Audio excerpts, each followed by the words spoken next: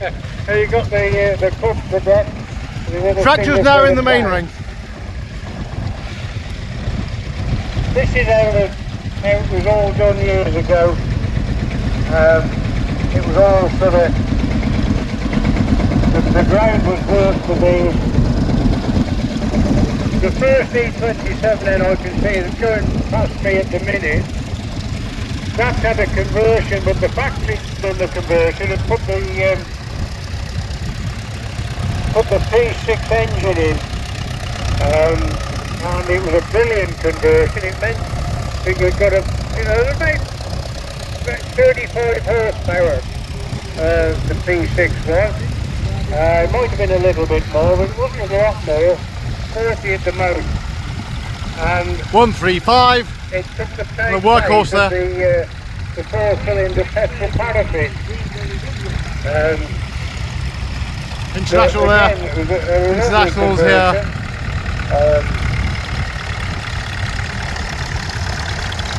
That Marshall's done that, the same sort of thing as well. Well, we had one at Brentford where I used to work, and took the L4 engine out of it, put a P6 in out of a Ferguson Major. That was a really good heart transplant, that was. Here we got the Ford Marshall. Now do about 16 miles an hour on the road. You do need a few revs on, because it's a single cylinder engine, and Let's go around the ring here. Well balanced, as you can imagine. It's rather big piston, and when that fires it certainly goes bang with a bang. And the 135 we're all going to took over the station in the centre there of the ring. We haven't got a 35 in here, which is unusual. Got the 1020 with no 35. Got the 135. And the Farmall McCormick, which is a wheel crop tractor with the narrow wheels on the front. It made it basically a three-wheeler tractor. You can alter the back wheels in and out to accommodate going in and out through the crops with different machinery. So if you wanted to run a sprayer through, you'd set the wheels to go through, so you didn't actually run over your cabbages or whatever it was you were going to spray, or water or whatever. Bit of fun. Brilliant idea. Oh yeah. I'll wait till everyone's parked it and I'll go and have a I can't see much sort of from here anyway. word with some of the drivers. Yeah. Oh yeah, I might go over there because I'm in the wrong place. I just got here. I was talking to somebody down there. I missed some of the cars to go. I'll come and I'll have a look, see who you with. Are you with a... Oh yeah, interesting. Yeah. 135, yeah, interesting, yeah. Yeah, lovely. Thank you. Farmall there. And it's nice one, of course, the garden tractor there. Something going around a couple of times and then parking up here. North Cotswolds Steam Rally. Right, first of all then in the line-up we've got the Fortune Major. Like I said earlier on, it's had a bit of a heart transplant. It's had the 4-cylinder engine taken out and had the straight 6-cylinder put in. Meanwhile, the back seat that saw him at work.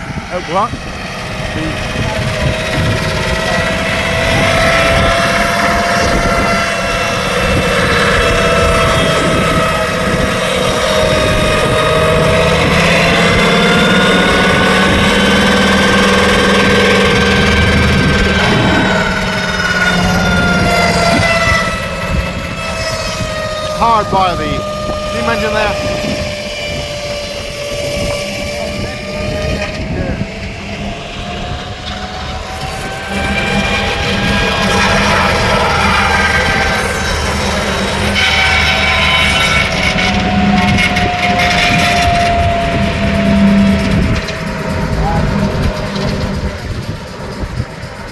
Cut the wood in half there.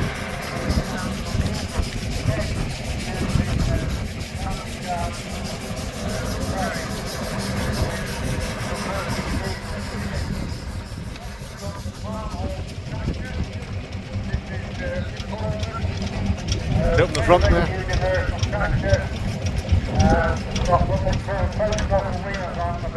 The Marshall. Massive log there. Back to the tractors. Going to cut that, mind you. Might just see this go through first.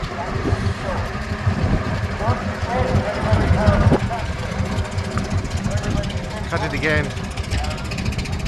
Probably cut it into quarters here.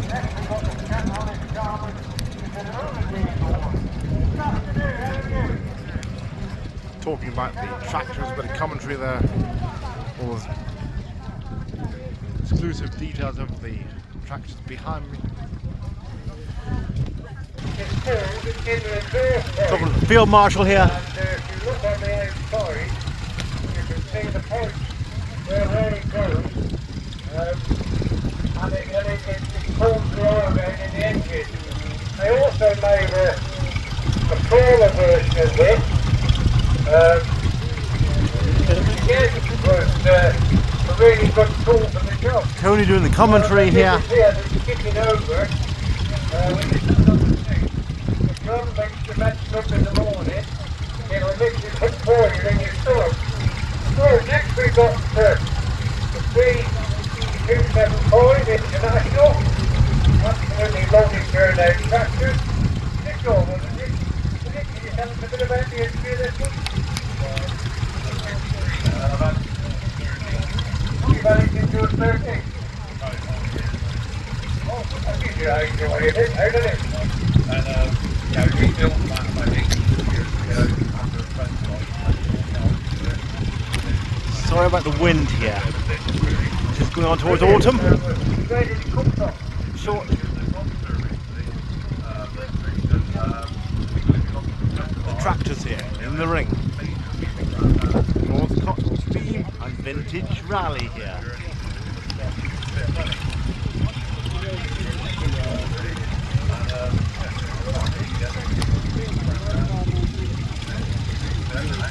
Well, that's it. Well done. Anyway, thank you very much. Oh, next we've got a little wheel horse. Oh, this one's yours as well, is it? The wheel horse made it like a couple of really cool horses. That's what we do, isn't it? The manufacturers made those wheel horse, wasn't it? Hey, it's a nice little factor for you, isn't it? When you get stuck with it, you can pull him out with that, can't you? Tony there.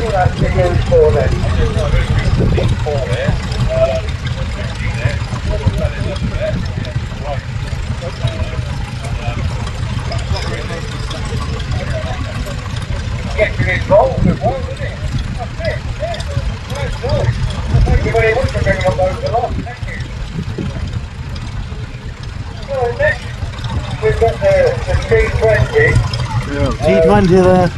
With a steerable hoe on the back. Good afternoon. Are you going to tell us all about it? Well, you drive the hoe, don't you? You steer that hoe.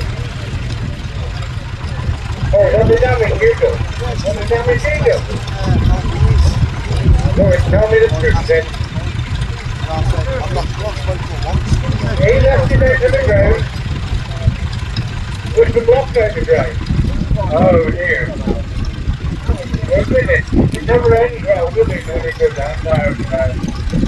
What can you do with a bit of it? Because it's a bit of an interesting bit of it. Well, the practice now is a 148 PH version. I don't know much about the history.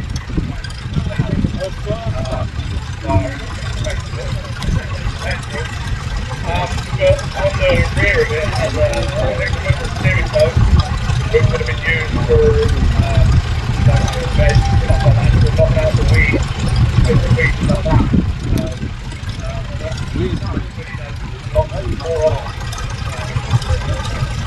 Like fading concrete, spanner line. The engine is the Vanguard, standard Vanguard engine. What they did was they took the engine out of the Vanguard, well, this engine was put in the tractor and they put the engine in the vanguard. Obviously they took the vapor oil off because it put it in the car on paraffin. 50 minutes we mum takes a bit on the engine oil. So there you go. Yeah, we're not going to say ladies. Thousands of Somebody pulled out there. and they probably sort of Harry Ferguson godsend really in this country. So he made them, it was just after this, these were the Matthew Ferguson, when they were the first ones were Ford Ferguson, but they had a big fallout. Harry Ferguson and Henry Ford, and all over the Right, like some of these fallouts, hydraulics. Well, what basically was happening, Henry Ford was claiming it was his idea, and Harry Ferguson said it was his idea.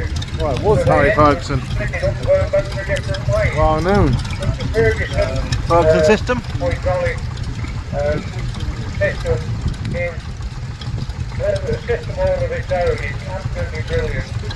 And thank you very much for Used bringing on it all in. tractors to this day. Ferguson system. Next we've got the Matthew Ferguson 65. 65. Well, there you go. Can you tell us a bit about it or not? I can explain, but you want me to explain? That has 64 horsepower, Perkins 4-cylinder engine, inboard disc brakes, very, very modern for its time, very, very powerful engines they were in the day. They were built for general purpose agricultural uses, all the different machinery, diff locks, you've got everything else. What else do you want with another tractor? The only thing that we used to have problems with the Matthews that we had was the fact once the disc brakes were worn, the system actually thicker. You put the brakes on, they snap on and they won't come off. And you have to go back in reverse and they go stop. And then it's a full bearing. It comes out of the disc. When you put the brakes on, it pushes the full bearing and the disc apart, separated. When they're worn, it wears another little hole and it won't go back in when you release the brake. So you have to go backwards and take the full bearing back. And they will, you can go 10 miles and it's just going on one bloody wheel. We're not doing it. So there you go. But the other thing they do with these, they put a multi-power on them. Some of the versions, they did the same with the 35s as well. And they were great, because it meant that if you were going uphill and you were travelling with a load, or if you were climbing, and it started to pull the engine down, put it into low, and you'd be knocking down half a gear, and that's all you need to get sticking back, and put it back up into high. But the one thing that you must realise is, when you're going down the road, with a big tyre on, and you've got to change down into low, or you're going up, you must put it into high when you get to the top. Because if you go down a hill, and you put it in low, you've got no engine braking. And it works on a ratchet. And it's just a oh no, I've got people that do heavy moments on one of them, I'll tell you. There you go. Okay, well, Right, low brake downhill in the low gear. To make sure you're putting the high gear there, but intuition from Tony. He knows his stuff here. Right, next we've got, this is a bit different. This is a T20 without the vapor oil on it, runs on petrol, doesn't it? So can you tell us a bit about it? It's 1947, petrol 24%. Start with the wind here.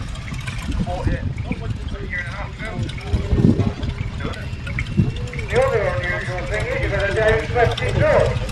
Yeah, You've got them on a boat here. That's replacement or yeah, they put down swift exhaust on if you're going into the greenhouses or anywhere where you've got no gateways to go through, doorways. And it was just a way of getting rid of the fumes. Instead of going up, so you didn't stop half the door there or break the manifold when you're hitting when you're in the top of the door down. So, and the other thing is, they're about 20 horsepower these were. Again, like I said earlier on, there's a couple of standard Vanguard engines made in Malahide in Plum Street. Okay, well thank you very much for bringing it along. But they also come with all the loads of different implements as well. Right, now next we've got the 4D27S. E27 is the amount of horsepower it is. With a 6-cylinder Perkins engine in, it did boost it up to about 35 to 40. It was a really good conversion. The engine just dropped straight back into where the 4-cylinder came out of. And nothing could actually change. You could do this conversion yourself, or they just come out of the factory like this later on. And a lot of the later versions of the 4-cylinder E27S would have a place for a battery carrier on the side of the steering wheel, so you could put a self-starter on it, which meant that once you've got the engine that you wanted in it, you could put the starter motor on, but the E27 engine actually started off petrol and turned it over to paraffin or TVO, which is tractor brake oil, which is a mixture of petrol, diesel, paraffin, there's mostly paraffin, and what they did was they put the petrol in right to the flash point on the fuel so it would actually run. So you have to run them, you start them on petrol and run them on TV once they got hot. But the 6-cylinder V6 engine was an absolutely brilliant engine. What more can you say? They put this engine in for a few things. Okay, so next we got the International, this is a 454. Good afternoon, how are you? Tell us a bit about it. First one there, yeah.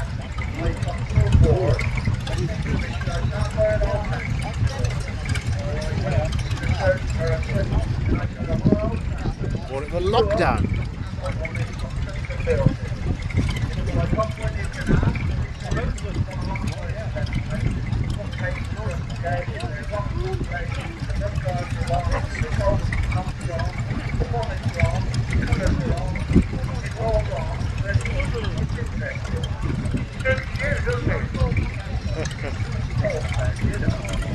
One old tractor, put in the wrong parts, but it's interesting there. Well, that's what the emphasis is here.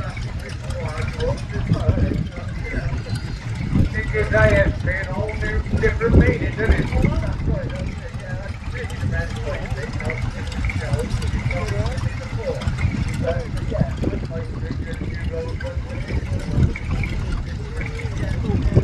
Okay, well, you enjoyed yourself, that's all that matters.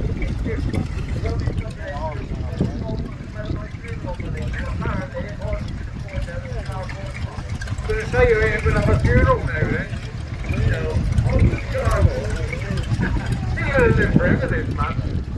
Good for the environment. Cardboard box as a coffin.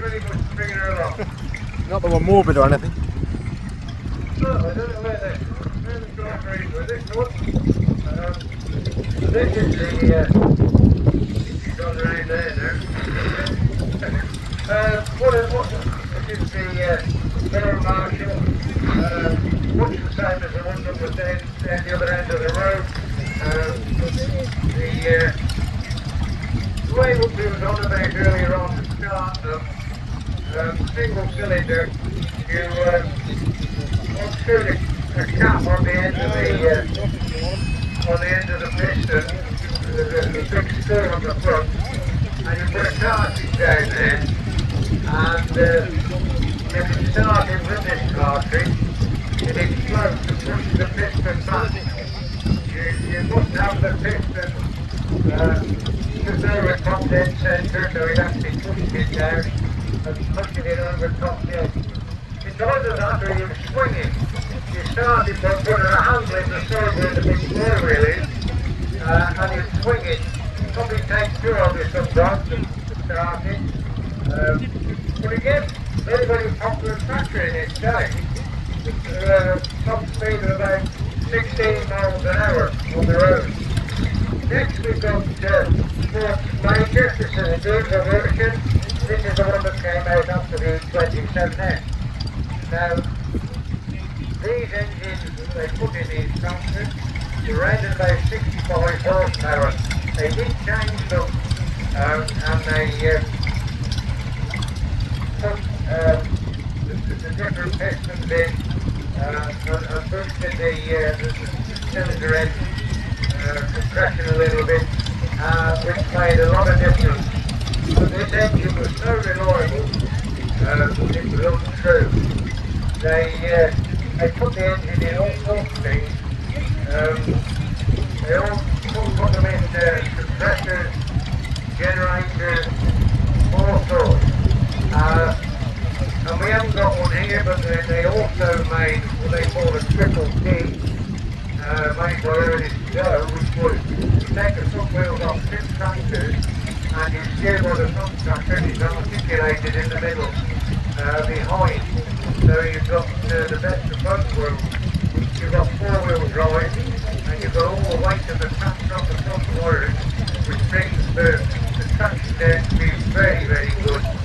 The only thing is you need a very, very big headland to turn around. So bear that in mind. You precious little price to pay, because you can always do what you've got to do around the headland. You just wanted to drive less as it was. Very, very reliable. They also put fully on the side of this, the tractor. This is a diesel Major. The later ones had the Super Major and the Super Major. They put a dip lock on to make it so both back wheels would turn if you got in a bit of a sticky situation. Say if you were blowing or anything like that and it's one wheel starting to spin, put the dip lock in and make both wheels turn. All you've done was, if you hadn't got a dip lock, if the right wheel was turning and your left one wasn't, you just touch the brake on the right hand side and hopefully it'll start the other wheel to spin. So other than that, absolutely brilliant tractor. Never failed to start. If you could get it over compression, it would go first time. There you go. And we've even actually started them on the pulley to try torment. If you get into the engine as fast as it curves off compression, and you get 2 of them with a belt over the pulley wheel, you can actually start them like that with them. Okay, so next we've got the 135 at the back there. 135 Matthew Ferguson with the 4-wheel loader. Taking over by Somebody leaving already here meanwhile. The 35. Very, very good conversion. Playing all the mud guards off the bonnet. Totally different look to the tractor. This has got what you call a mud fork on the front. This lorry has got a lot of muck in the farmyard, horse muck. We've got straw in it. You can go up to it, push the Tractors in the main ring, but also we've got a few tractors here, need a bit of work probably. Next we've got the International. A few Fergies and This is that's probably a Ford, that's a Ford there. quite a bit of a rarity. Behind the motorbikes This here, is, meanwhile the tractors in the main ring here. Showcased commentator Tony.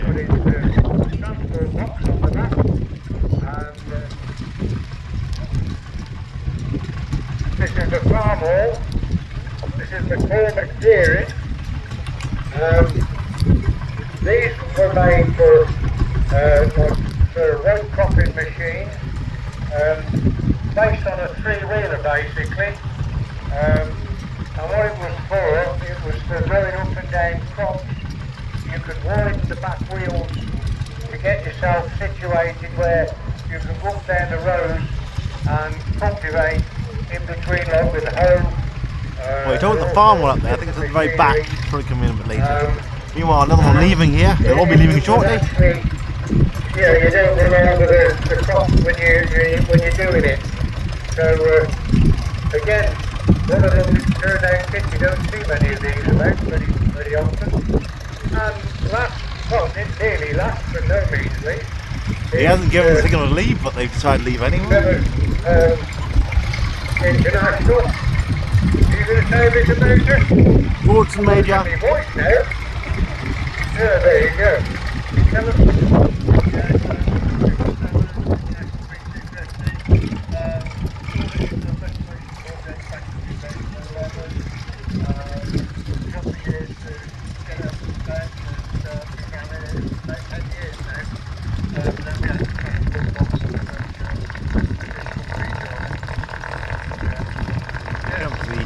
T20. Yeah, brilliant. Always looks nice. So what about the Cub Cadet? That's another bit of interesting bit of kit, isn't it? Yeah,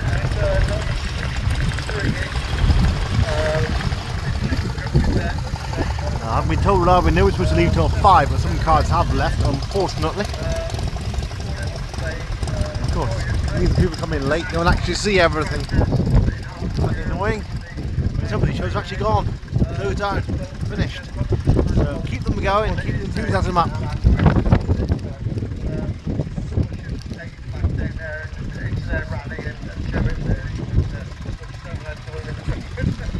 Oh, well, never mind. Anyway, thank you very much for bringing it in. Okay, thank you. Right, I think that's about it for the tractor.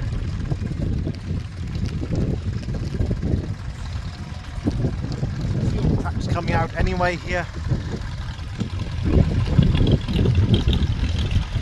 Set the farm wall and the last few there. Some go out just down there. We've got the farm wall here. Internationals and others here, the Massey Ferguson, the 135 with the loader there.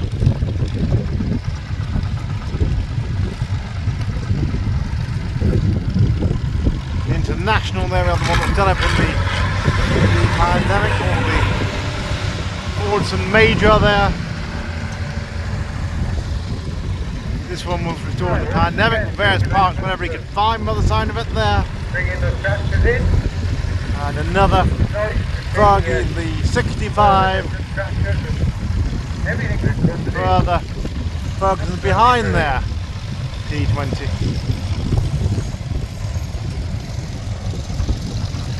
And other tractors here.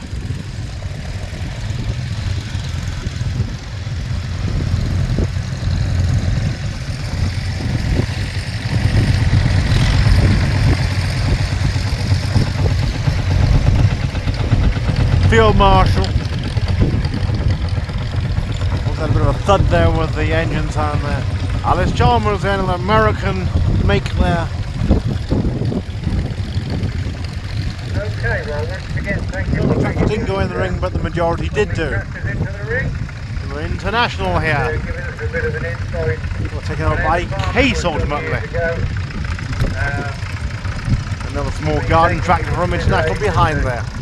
Following on. Quite a bit smaller than what they were half a day. It's obviously seen how Cars in the ring next. Whereas a lot years ago, you get 5-10 acres, which you've got to plough a field with some of these little tractors. 10 acres is a fair amount, and when you think about it, you didn't Well, smaller weigh, tractors didn't they, most ways. used on small holdings. With a conventional plough, Of course, farmers can't afford the big expensive tractors anyway. Of course, they're too big for the gates anyway. Well, look at the motorbikes here. Royal Enfield there, of course, still going. Made in India these days. BSA, of course, Birmingham Small Arms. Well, that stood for, not a lot of people know that. Especially the young folk these days. Just before the car come in the ring here. The bikes here. Various makes and models over the years. Sports bikes and trials bikes. Honda, of course, Japanese.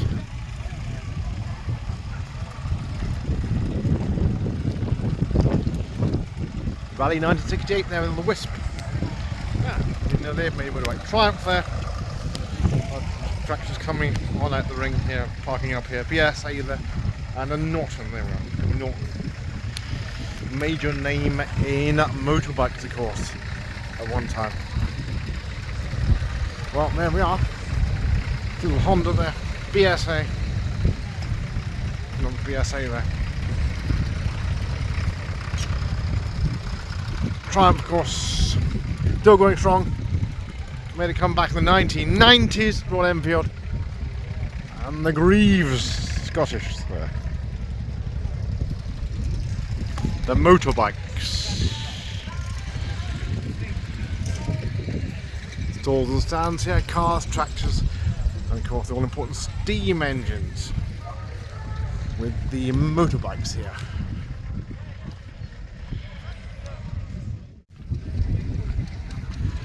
Here's some of the tractors. Couldn't get much of a good view from the ring, but certainly saw most of them.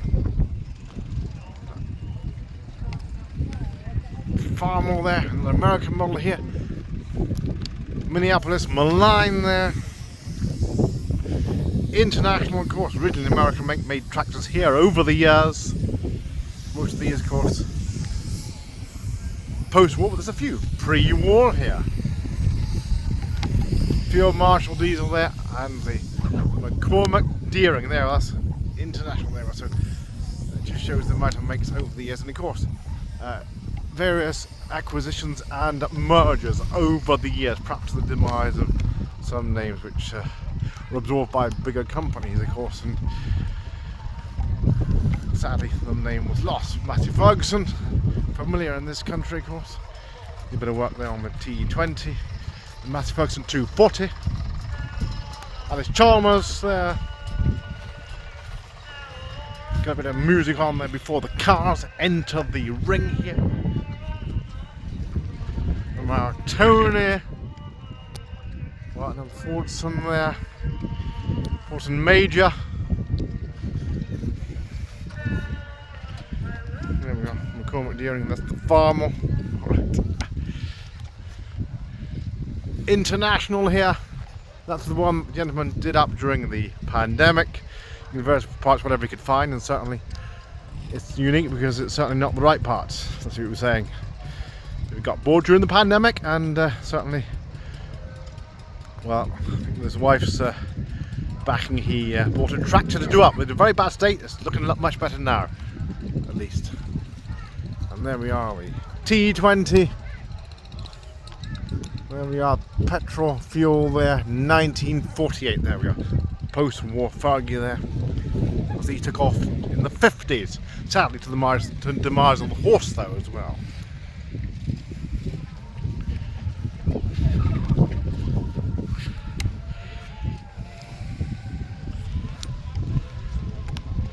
The tractors here. Various descriptions, makes and models over the years. 135, of course, very popular tractor, small holdings. I think my uncle had 2 of these. Ford's, of course, a while, as I was mentioning, a bit of a dispute between Ford and Ferguson over the years.